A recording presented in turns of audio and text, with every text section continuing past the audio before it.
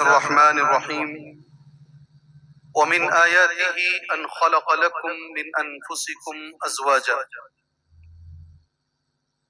قابل احترام معزز علماء کرام، ذمہ داران جماعت جمعیت، اور آج کے اس دن دین کا جذبہ لے کر آئے ہوئے نوجوانان اسلام، بزرگان دین، ملت اسلامیہ کی ماں اور بہن، میرا موضوع جیسے آپ کو بتایا گیا ہے، ازدواجی زندگی، میرڈ لائف، شادی شدہ زندگی، اس تعلق سے قرآن اور حدیث کی روشنی میں مجھے کچھ باتیں آپ بھائیوں کے سامنے اور بہنوں کے سامنے بیان کریں۔ میں نے اس کے لیے قرآن مجید کی سورہ الروم کی ایک آیت کا ایک ٹکڑا پڑھا ہے۔ ترجمہ اس آیت کریمہ کا یہ ہے، وَمِنْ آیَاتِهِ، اللہ کی نشانیوں میں ایک نشانی ہے، ان خلق لکم من انفسکم ازواجا، کہ اللہ نے تمہارے اندر سے تمہارے جوڑے کو بنایا ہے،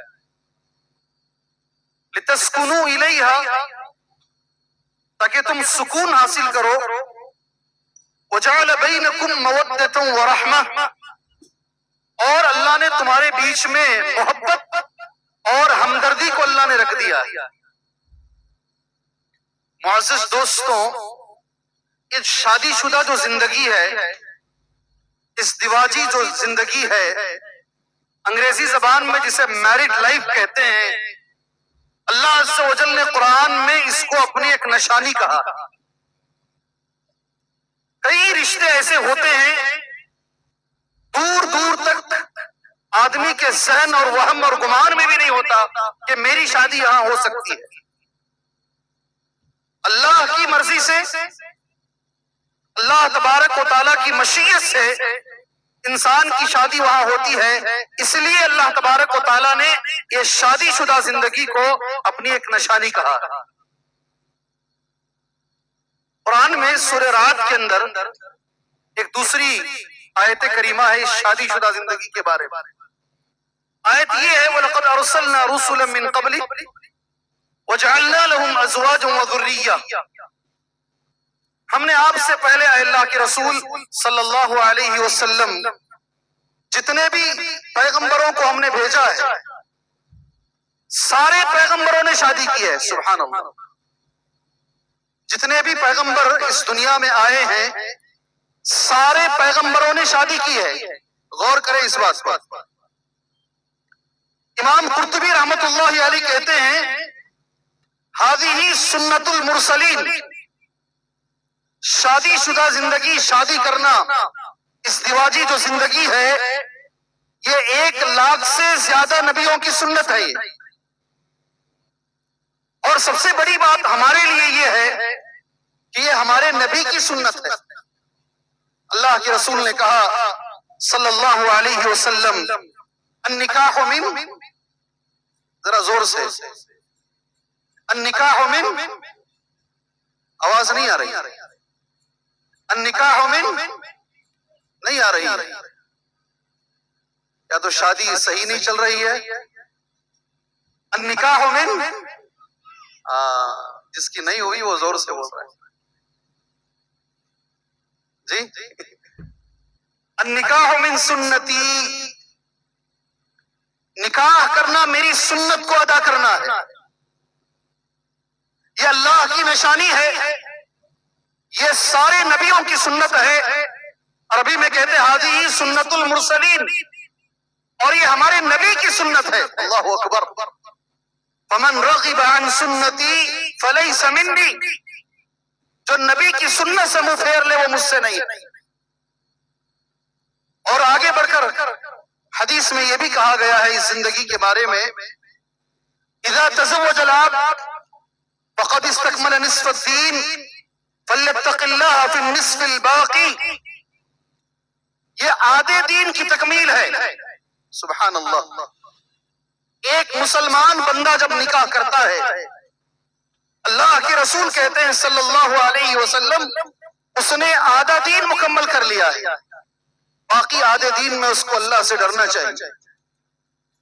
اور اس روئے زمین پر یاد رکھو اس لفظ کو، اس روئے زمین پر دنیا میں سب سے پہلا رشتہ ازدواجی رشتہ ہے۔ ماں کا رشتہ بعد میں آیا ہے، باپ کا رشتہ بعد میں آیا ہے، بیٹے اور بیٹی کا رشتہ بعد میں آیا ہے۔ پہلا رشتہ جو اس سرزمین پر اتارا گیا وہ میاں بیوی کا رشتہ ہے۔ اللہ عز و جل نے قرآن میں صاف لفظوں میں کہا اہبطا، دونوں نیچے اتر جاؤ، دونوں کو نیچے اتارا گیا۔ یہ روئے زمین پر پہلا رشتہ ہے۔ آپ یاد رکھیں کتنی فضیلت ہے اس کی، اللہ کی نشانی، نبیوں کی سنت، اللہ کے رسول کی سنت، آدھے دین کی تکمیل اس روئے زمین پر، سبحان اللہ، یہ پہلا رشتہ۔ یہی وجہ ہے میرے بھائیوں، اس رشتے کی اتنی اہمیت ہے، اللہ کے رسول کہتے ہیں صلی اللہ علیہ وسلم ثلاثۃ حق علی اللہ عونہم، تین لوگ دنیا میں ایسے ہیں اللہ پر حق ہے، اللہ پر واجب ہے اللہ ان کی مدد کرے۔ سبحان اللہ، سمجھ رہے ہیں میری بات کو، میری باتوں کو سمجھ رہے ہیں؟ تین لوگ دنیا میں ایسے ہیں اللہ پر حق ہے کہ اللہ ان کی مدد کرے۔ ہم پر حق ہے، ہم نے نماز عشاء پڑھی، ہم نے نماز مغرب پڑھی، اللہ پر حق ہے کہ اللہ یہ تینوں کی مدد کرے۔ کون لوگ ہیں وہ؟ سب سے پہلے اللہ کے نبی نے کہا صلی اللہ علیہ وسلم المجاہد فی سبیل اللہ، اللہ کے راستے میں جہاد کرنے والا اللہ پر حق ہے کہ اللہ اس کی مدد کرے۔ دوسرا الناکح الذی یرید العفاف، وہ نکاح کرنے والا جو زنا سے بچنے کے لیے، گناہ سے بچنے کے لیے، اپنے آپ کو پاک اور صاف رکھنے کے لیے پاک دامنی کی نیت سے جو بھی نکاح کرتا ہے اللہ پر واجب ہے اللہ اس کے بعد کی زندگی میں اس کی مدد کرے۔ آپ اپنے آپ کو پوچھ لیجئے، اپنے والد صاحب سے پوچھیے، اپنے خاندان کے بزرگوں سے پوچھیے شادی سے پہلے ان کی زندگی کیسی تھی اور شادی کے بعد اللہ عز و جل نے ان کی زندگی میں کیسی برکت عطا فرمائی۔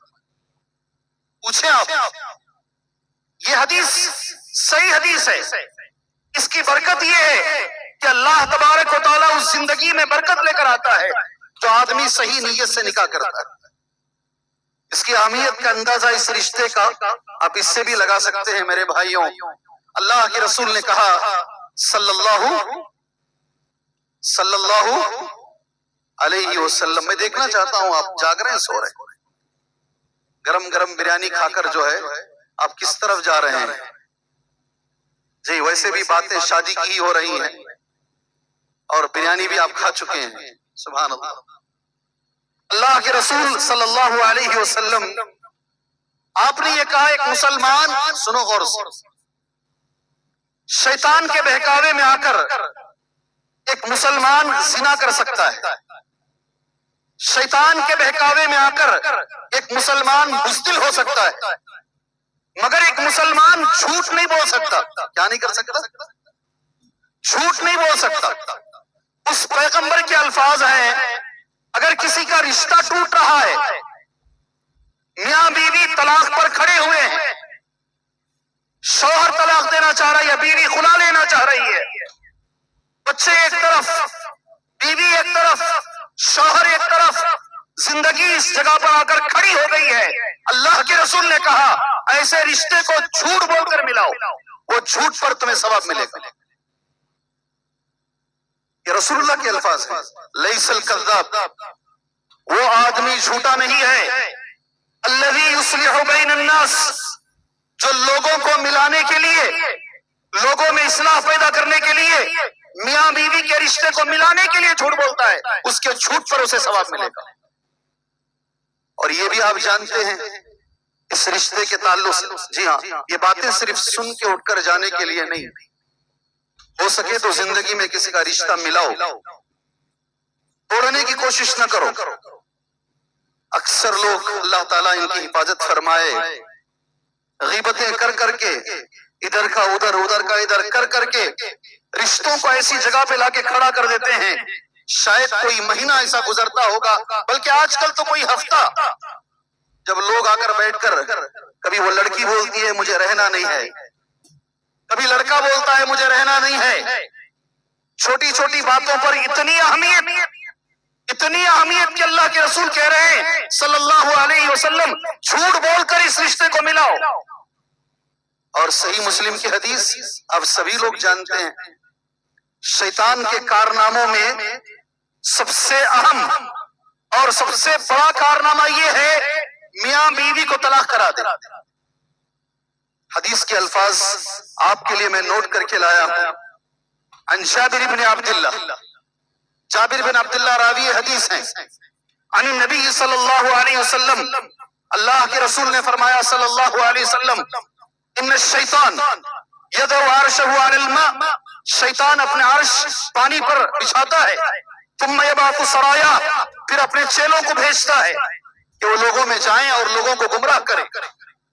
ایک چیلا آ کر شیطان کا کہتا ہے میں نے فلاں کام کیا ہے، میں نے فلاں کام کیا، شیطان اسے ابلیس کیا کہتا ما صنعت شیئا، تو نے کوئی کارنامہ نہیں کیا ہے، اور ایک اس میں سے چیلا آ کر، عربی میں اللہ کے رسول کے الفاظ ایسے ہیں، وہ کہتا ہے سبحان اللہ، وَيَجِيءُ أَحَدُهُمْ فَيَقُولُ مَا تَرَكْتُهُ حَتَّى فَرَّقْتُ بَيْنَهُ وَبَيْنَ أَهْلِهِ قال فَيُقَرِّبُهُ وَيُدْنِيهِ وَيَلْتَزِمُهُ وَيَقُولُ نَعَمْ أَنْتَ۔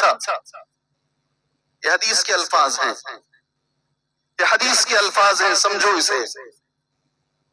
ان میں سے ایک چیلا آ کر کہتا ہے میاں بیوی کو اتنا لڑایا میں، شوہر کو میں اتنا غصہ دلایا، بیوی کو میں اتنا غصہ دلایا، یہ دونوں لڑتے لڑتے لڑتے آپس میں یہ دونوں نے اپنے آپ کو الگ کر لیا، شوہر کی زبان سے طلاق کا لفظ نکل گیا، شیطان کیا کرتا ہے معلوم اس فَيُقَرِّبُهُ، اپنے قریب کرتا ہے، وَيُدْنِيهِ، اور قریب کرتا ہے، وَيَلْتَزِمُهُ، اور چمٹ جاتا ہے، اور پھر شیطان اس سے کہتا ہے تو نے کارنامہ کیا۔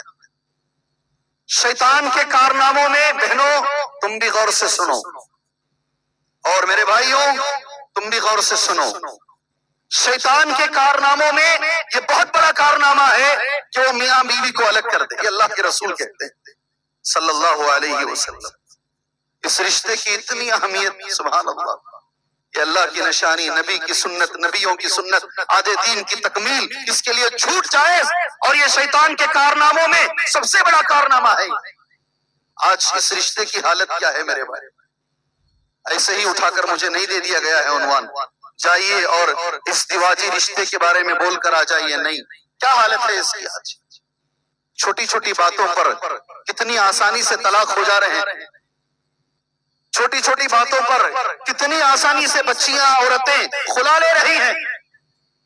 اللہ کے نبی نے کہا صلی اللہ علیہ وسلم وہ عورت جو بغیر سبب کے شوہر سے طلاق مانگتی ہے، وہ عورت جو بغیر سبب کے شوہر سے طلاق مانگتی ہے، اسے جنت کی خوشبو بھی نہیں ملے گی۔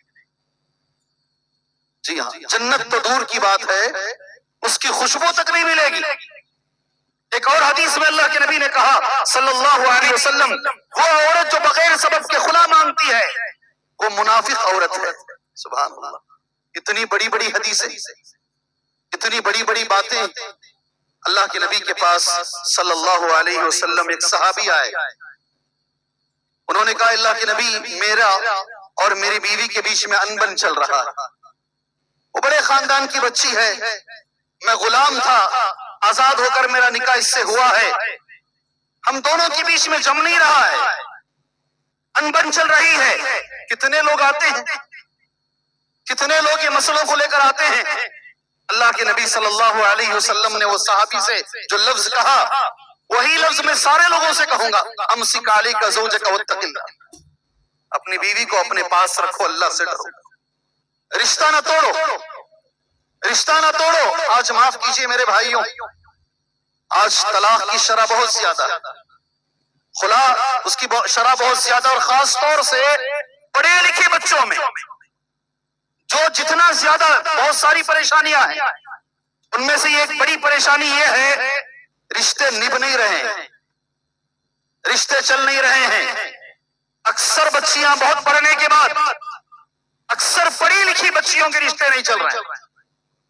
جو بچیاں کم پڑھی ہوئی ہیں ایسے بھی رشتے نکل جا رہے ہیں، زندگیاں بن جا رہی ہیں.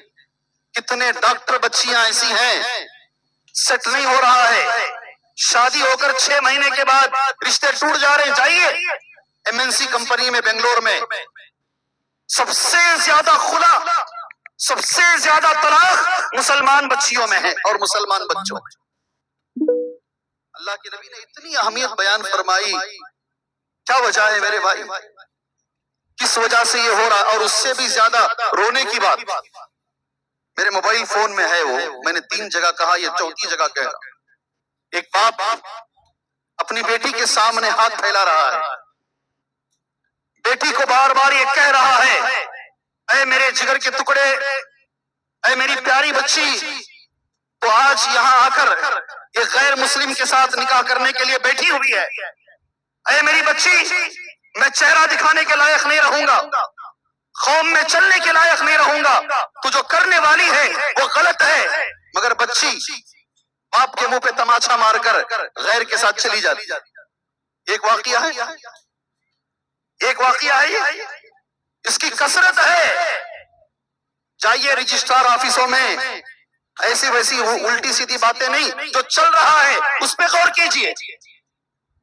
یہ بھی ایک پریشانی ہے بچیوں کی، غیر مسلمین کے ساتھ بھاگ جانا، غیر مسلمین کے ساتھ شادی رچا لینا، ماں باپ کی پرواہ نہیں کرنا. سبحان اللہ، کیا چیز ہوتا ہے باپ.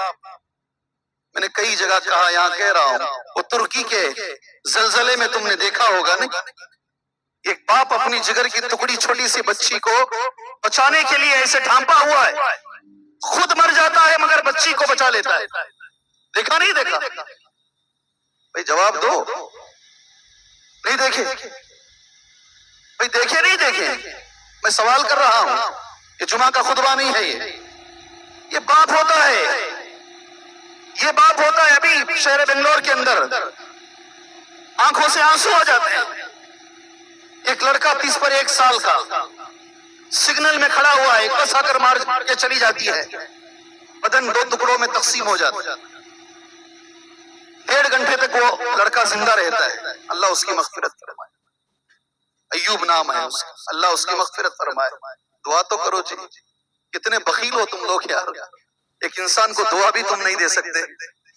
اللہ اس کی مغفرت فرمائے. 4 چھوٹے چھوٹے بچے ہیں اس کے، 4 چھوٹے، ایک بچہ 7 مہینے کا ہے.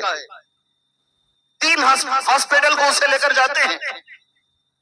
اس کو معلوم ہے میں نہیں بچ پاؤں گا، میں 2 حصوں میں تقسیم ہو چکا ہوں، نیچے کا الگ اوپر کا الگ ہو چکا ہے. اس حال میں بھی وہ آدمی یہ کہہ رہا ہے، میرے بچوں کو کیا ہوگا میرے بعد. مرتے وقت بھی باپ بچوں کے بارے میں سوچتا ہے. جان جا رہی ہے مگر اسے اس کی بچیوں کی اور بچوں کی فکر ہے. اور یہی بچیاں آج برسر عام اس باپ کو ذلیل کر رہی ہیں، غیروں کے ساتھ جا کر، رشتے توڑ کر، طلاق کی وجہ سے، خلا کی وجہ سے. جی ہاں، ذمہ دار کون ہے؟ ایسا کیوں ہو رہا ہے؟ یہ سوال ہے. اس کا علاج آپ بھائیوں کے سامنے بول کر، شاید میرے 40 منٹ انشاءاللہ ہو جائیں گے، میں اپنے 40 منٹ ختم کرتا ہوں انشاءاللہ. اس کا سبب کیا ہے میرے بھائی؟ ایسا کیوں ہو رہا ہے؟ یہ طلاق کیوں زیادہ ہیں؟ یہ خلا زیادہ کیوں ہو رہے ہیں؟ بچیاں کیوں بھاگ رہی ہیں؟ پہلا ریزن یاد رکھو، پہلا سبب، اس میدان سے یہ سبب لے کر جاؤ انشاءاللہ. دین سے دوری. کیا چیز ہے؟ کیا چیز ہے؟ دین سے دوری. جتنے دین سے دوری ہے پہلا سبب ہے. اللہ کرے اللہ تعالی ہمارے بچوں کو ہمیں دین پڑھانے کی توفیق عطا فرمائے. خاص کر ہماری بچیوں کو اللہ ہمیں دین پڑھانے کی اور سکھانے کی اللہ ہمیں توفیق عطا فرمائے. اللہ کے نبی نے کہا صلی اللہ علیہ وسلم، من عال جاریتین حتی تبلغا، جو 2 بچیوں کی تربیت کر دے یہاں تک کہ وہ 2 بچیاں بالغ ہو جائیں، ان کو ادب سکھائے، اچھی تعلیم سکھائے، اچھی جگہ پہ نکاح کر کے دے. اللہ اکبر. انا وہو کہاتین، یہ اللہ کے رسول کا لفظ ہے. میں اور وہ باپ یہ دو انگلیوں کی طرح ایسا مل کے رہیں گے قیامت. جو بھی مسلمان اللہ کے رسول کے ساتھ مل کے کھڑا ہونا چاہتا ہے، بچی کی اچھی تربیت کرو، بچوں کی اچھی تربیت کرو، دین سکھاؤ ان کو. جی ہاں، حضرت عمر رضی اللہ تعالیٰ عنہ اپنے بچے کو لے کر حضرت عمر کے پاس ایک آدمی اپنے بچے کو لے کر آیا، نوجوان بچے کو. کہا اے امیر المؤمنین، یہ بچہ میری ایک بات بھی نہیں سن رہا ہے. غور سے سننا نوجوان بچوں، غور سے سنو. حضرت عمر نے وہ بچے سے پوچھا، نوجوان سے، تجھے جنت میں جانا ہے؟ نوجوان نے کہا جانا ہے. سبحان اللہ. جنت اسی وقت ملے گی جب اللہ راضی ہوگا، اور اللہ اسی وقت راضی ہوگا جب باپ راضی ہوگا. سبحان اللہ. باپ کی رضامندی، اللہ کی رضامندی باپ کی رضامندی میں ہے. حضرت عمر رضی اللہ تعالیٰ عنہ نے بیٹے سے سوال کیا کیا؟ جی جنت میں جانا ہے، اگر جنت میں جانا ہے تو اللہ کو راضی رکھنا ہے، اور اللہ اسی وقت راضی ہوگا جب باپ راضی ہوگا. سبحان اللہ. اس کے بعد جیسے ہی حضرت عمر نے کہا یہ لفظ، نوجوان نے واپس حضرت عمر سے پوچھا، آپ نے باپ کا حق مجھے تو بتا دیا ہے، اب ذرا بتائیے. وعلیکم السلام ورحمۃ اللہ وبرکاتہ. اب ذرا بتائیے کیا میرا حق بھی میرے باپ پر ہے؟ بیٹے کا حق باپ کے اوپر ہے. سبحان اللہ. باپ کا حق آپ نے سمجھا دیا ہے، بیٹے کا حق باپ پر کیا ہے؟ حضرت عمر نے کہا ہے بیٹے کا حق باپ پر ہے. کیا حق ہے؟ جب بچہ پیدا ہوتا ہے تو اچھا نام رکھنا، اس کا عقیقہ کرنا، اسے دینی تعلیم دینا، قرآن مجید کی تعلیم دینا. جیسے ہی یہ کہا، یاد رکھو یہ حق ہے، اگر ادا نہیں کرو گے تو پکڑے جاؤ گے، پکڑے جاؤ. جیسے ہی یہ کہا بیٹا سر اٹھایا، اور بیٹے نے یہ کہا ایک بھی حق اس میں سے میرے باپ نے ادا نہیں کیا ہے. نہ کبھی زندگی میں مجھے قرآن کی تعلیم دی، نہ میرا نام صحیح رکھا، نہ میری ماں کا صحیح انتخاب کیا، نہ مجھے دینی ماحول دیا. حضرت عمر نے باپ سے کہا تو نے اس کا حق ادا نہیں کیا، آج اپنا حق مانگنے کے لیے آیا ہے. اللہ تعالیٰ ہمیں صحیح دینی تعلیم اللہ ہمارے بچوں کو دینے کی ہمیں توفیق عطا فرمائے. پہلی چیز ہے. دوسری چیز میرے بھائیوں، کسی کو بری لگے تو لگے، مگر یہ پریکٹیکل صحیح چیز ہے. ویسٹرن ایجوکیشن ویسٹرن کلچر کو لے کر آیا. سمجھ میں آئی بات؟ میری بات سمجھ میں آئی؟ ویسٹرن ایجوکیشن اچھی بات، پڑھو. اللہ ہمارے بچوں کو، ہماری بچیوں کو دین اور دنیا میں آگے بڑھائے. میری دعا ہے اللہ ڈاکٹر بھی بنائے، انجینئر بھی بنائے، سائنٹسٹ بھی بنائے، اور دیندار بھی بنائے. ویسٹرن ایجوکیشن ضرور حاصل کرو، مگر ویسٹرن کلچر نہیں میرے بھائی، ویسٹرن کلچر نہیں. یہ ویسٹرن کلچر کی دین ہے. آج ہمارے بچیوں کے اندر ازدواجی زندگی میں صبر نہیں ہے. کیوں میرے لیے یہ حکم الگ، کیوں اس کے لیے الگ؟ شوہر کا مقام کیوں اتنا زیادہ؟ بیوی کا مقام کیوں ایسا ہے؟ کیوں لڑکی کو ایک حصہ ہے، کیوں لڑکے کو دو حصہ ہے؟ یہ ساری تعلیم بچپن سے اس کے ذہن میں ڈالی جاتی ہے. Equal rights for men and women, نعرہ کیا ہے؟ Equal rights for men and women. لڑکی اور لڑکے میں کوئی فرق نہیں ہے. جس بچی کو بچپن سے یہ پڑھایا جائے اور یہ ذہن میں بٹھا دیا جائے، اور خود ماں باپ اس بچی کو لے جا کر کے چھوڑ کے آئے، شادی ہونے کے بعد وہ بچی شوہر سے ہی کہتی ہے، قرآن میں اللہ نے کہا ضرور ہے تو حاکم ہے، میں نہیں مانوں گی تجھے، تو میں دونوں برابر ہیں، تو میں دونوں برابر ہیں. چلتے نہیں رشتے، یہ رشتے نہیں چلتے. یہ ویسٹرن ایجوکیشن نے، ویسٹرن کلچر، سبحان اللہ، جتنے بڑے بڑے اسکول بنگلور میں ہیں، بڑے بڑے اسکول، وہاں پڑھے ہوئے بچے آج کہتے ہیں کیا ماحول سے وہ پڑھ کر باہر آئے. ایک بچے نے مجھ سے کہا بنگلور کی نمبر 1 اسکول ہے، نمبر 1 اسکول، نام لے لیں گے تو شاید وہ مجھ پہ کیس بھی کر دیں گے، اس لیے نام نہیں لوں گا۔ اس نے کہا کہ ہمیں باقاعدہ ہماری بچی اگر مسلمان بچی اس اسکول میں گھٹنے کے نیچے، ٹخنا نہیں، نو ٹخنا، نی گھٹنے کے نیچے بھی اگر وہ کپڑا پہن کر آ جائے، ہماری اسکول میں ٹیپ لے کے ناپا جاتا اور کہا جاتا گھٹنے کے اوپر کاٹ کر آؤ۔ ایسے اسکولوں میں پڑھا دیں گے آپ، اور بعد میں امید رکھیں گے آپ کی بچی حضرت عائشہ بنے گی، آپ کی بچی حضرت فاطمہ بنے گی، آپ کی بچی امہات المومنین بنے گی۔ تمہارے سے بڑا بیوقوف دنیا میں کوئی نہیں۔ تم نے ماحول ایسا دیا، گھر میں بیٹھ کر تم نے ماں باپ بچے بیوی سب مل کر اس سال بہترین فلم آیا ہے، باپ خود لا کر دکھاتا ہے، باپ خود لا کر دکھا رہا ہے، 100 میں 90 پر 9 فلموں میں بھاگنا ہی دکھایا جاتا ہے، کیسے لڑکا لڑکی بھاگے۔ آج اگر تم نے جو دکھایا، تمہاری بچی اگر اس پر عمل کر رہی ہے، تمہیں دکھ کیوں ہو رہا ہے؟ تمہیں درد کیوں ہو رہا ہے میرے بھائی؟ اسباب بہت زیادہ ہیں اور علماء کرام اسٹیج پر آ چکے ہیں۔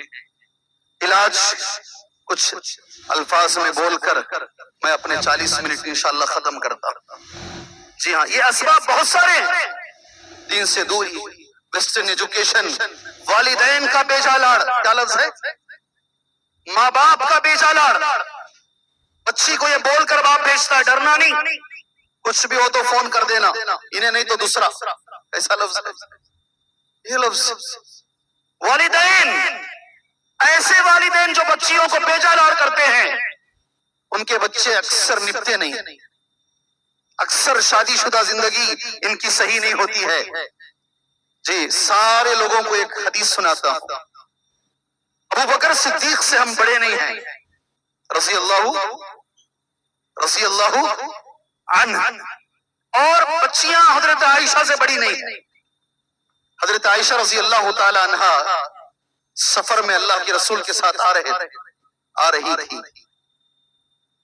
جی، مدینے سے پہلے ایک جگہ نبی نے پڑاؤ کیا، حضرت عائشہ رضی اللہ تعالیٰ عنہ کا ہار گم گیا۔ اللہ کے رسول نے کچھ صحابہ سے کہا جاؤ ہار ڈھونڈو۔ ہار ڈھونڈتے گئے، نماز کا وقت ہو گیا، صحابہ کو پانی نہیں مل رہا ہے، نماز پڑھنی ہے، پانی موجود نہیں ہے۔ صحابہ پر یہ چیز بھاری پڑی، دشوار۔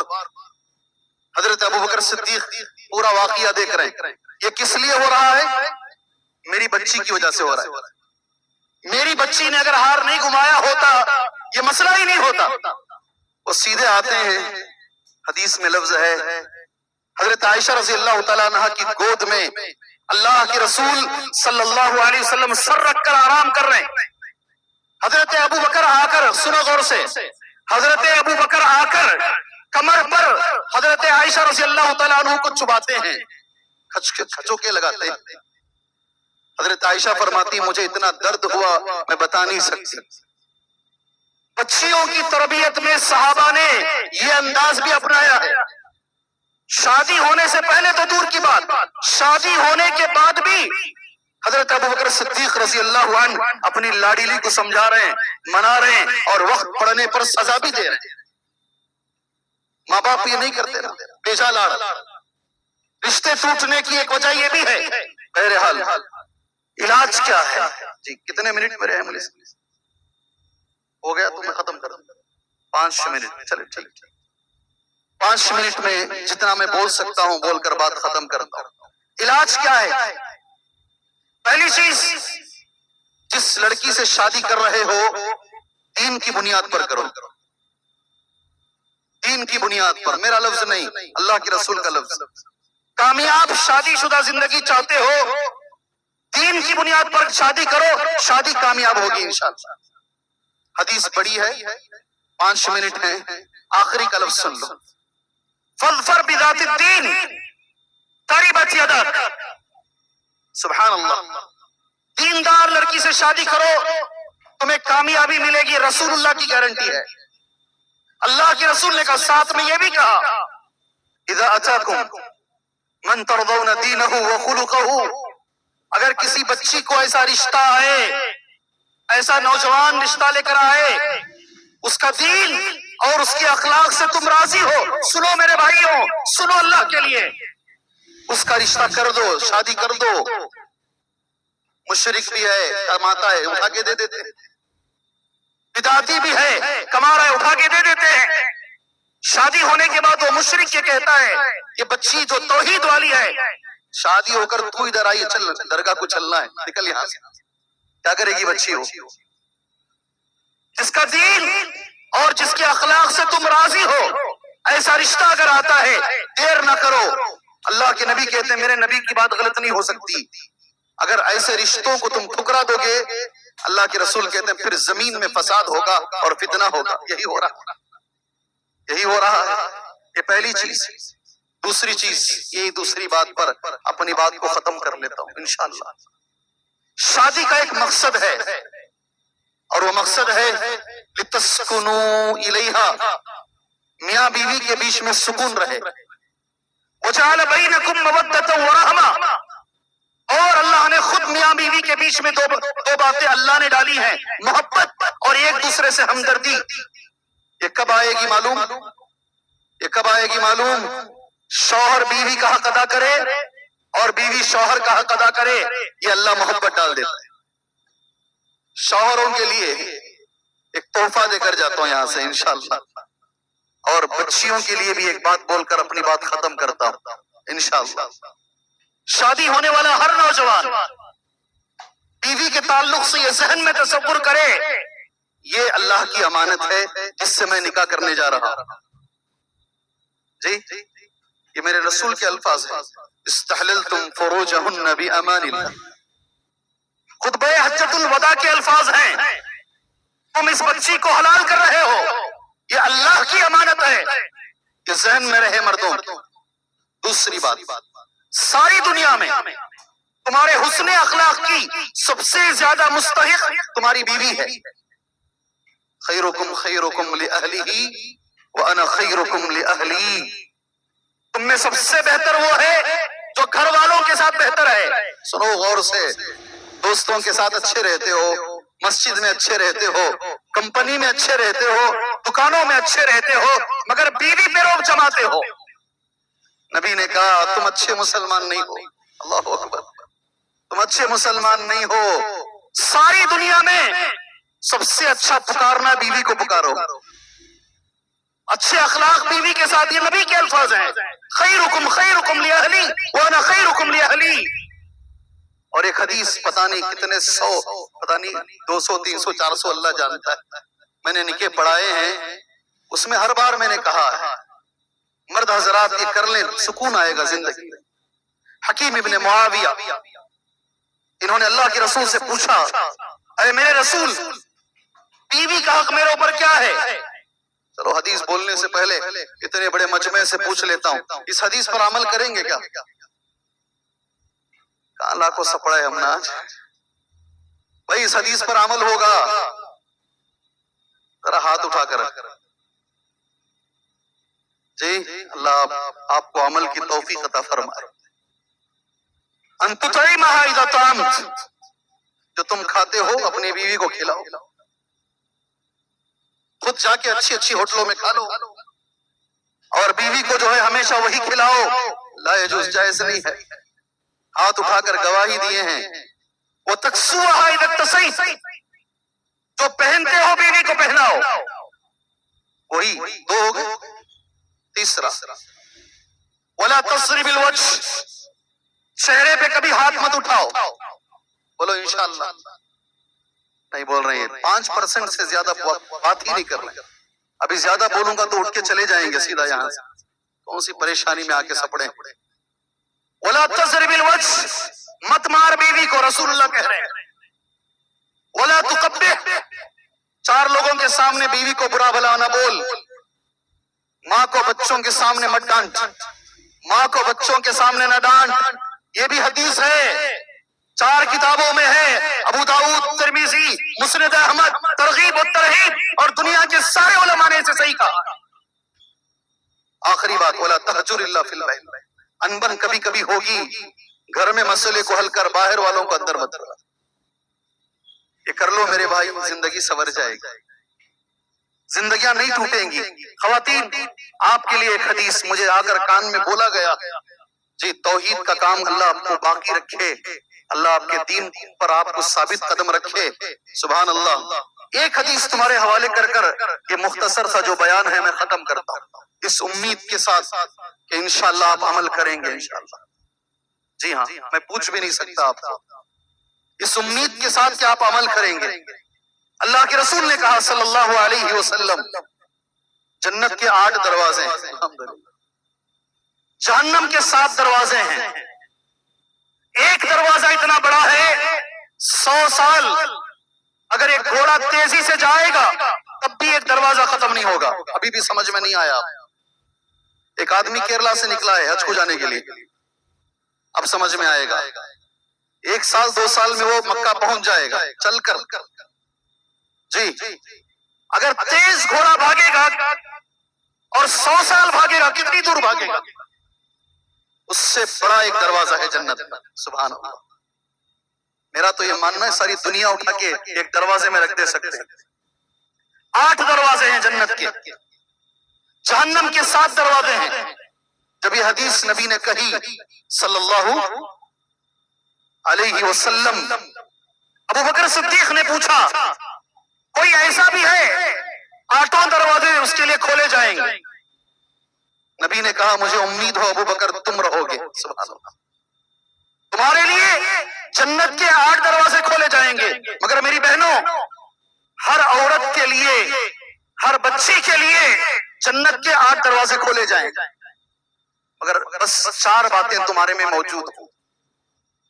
پہلی بات، اللہ کے رسول نے کہا صلت خمسہ، 5 وقت کی نماز کبھی نہ چھوڑو. صامت شہرہا، 1 مہینے کے روزے کبھی نہ چھوڑو.